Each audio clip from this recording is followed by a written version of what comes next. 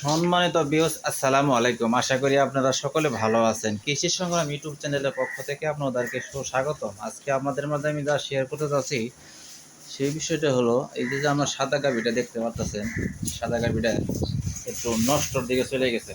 কেমন নষ্ট?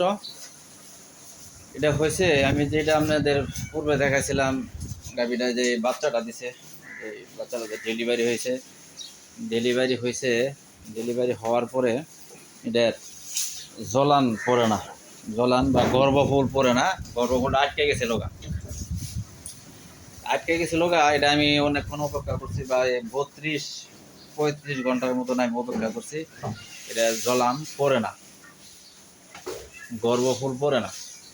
তো না পড়াতে এটা যেহেতু 32 ঘন্টা 35 ঘন্টা হয়ে গেছে গা, তখন কিন্তু একটা ব্যবস্থা, অন্যদিকে একটা ব্যবস্থা অবশ্যই নেওয়া হয়। কারণ এটা দেখা গেছে অর্ধেক আবার ঝুইলা ছিল, অর্ধেক দেখা যাচ্ছে 2 ফিট 2.5-3 ফিটের মতন ঝুইলা রয়েছে, আর বাকিটুকু আসতেছে না। তখন এটা আমি ওই দেখা গেছে ডাক্তারের সাহায্যে এটা আমি আউট করছি, বা ডাক্তার ভিতরে হাত ঢুকায় একবারে সব কিছু বাইর করে নিয়ে আসছে। তারপরে কিছু কিছু রয়ে গেছিল গা, এটা আবার পরবর্তীতে ওষুধ খাওয়াইছে, ওষুধের মাধ্যমে এটা পড়ছে। ওই যে যে এটা ভিতর থেকে যে এটা বাইর করে টাইনাস আছে, যে এটা বাইর করছে, বাইর করাতে কিন্তু গাভীটা আসলে আমি বুঝতে পারি নাই, বা যাদের এরকম হয়ে যায় তাদের জন্য মূলত এই আজকের এই ভিডিওটা। যে গর্ভফুল যদি না আসে বা জলান যদি না আসে, এটা পরবর্তীতে ডাক্তারদের যারা আমরা ফালাই, হতাশে আসলে ডাক্তারদের ফালাই, কিন্তু ডাক্তারদের ফালানি উচিত না, আমি যা মনে করি বা আমি যা পাইছি আর কি।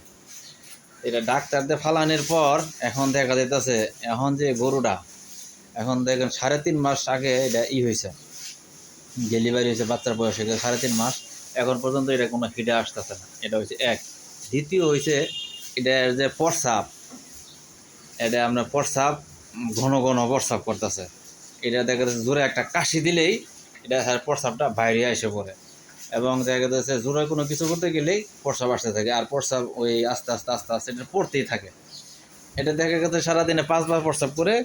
এটা দেখা যায় গাড়িটা যখন আমি ধোয়াইতে যাবো, পানাইতে যাবো, তখন 2-3 বার প্রস্রাব করে। এই সমস্যাটা হয়েছে ওই দেখা গেছে ওই জলানটা বাইর করাতে। জলানটা যদি হাত ভিতরে ঢুকায় ওইভাবে না বাইর করতাম, তাহলে আমার মনে হয় এরকম সমস্যাটা হইতো না। কারণ আপনি যদি গায়ে পানাইতে যান, সে যদি বারবার প্রস্রাব করতে থাকে, তাহলে কিন্তু ভীষণ একটা বিরক্তকর এবং দুধ নষ্ট হওয়ার সম্ভাবনা থাকে। আমার ওই ডাক্তারদের জলান বাইর করাতে এই সমস্যাটা হয়েছে। আরও কারো যদি হয়ে থাকে তাহলে আমার কমেন্টে জানাবেন, বা যদি কারো ভালো থেকে থাকে তাহলে আমাকে একটু কমেন্টে জানাবেন যে না, আমরা এইভাবে করছি কিন্তু আমাদের গরুর সমস্যা হয়নি। আমি করাতে আমার এই গরুটা এরকম একটা সমস্যা হয়েছে। যাই হোক, সবাই ভালো থাকবেন, সুস্থ থাকবেন, আর এই বিষয়টা খেয়াল রাখবেন। কথা হবে নতুন কোনো ভিডিওতে, সে পর্যন্ত সবাই ভালো থাকেন। আসসালামু আলাইকুম।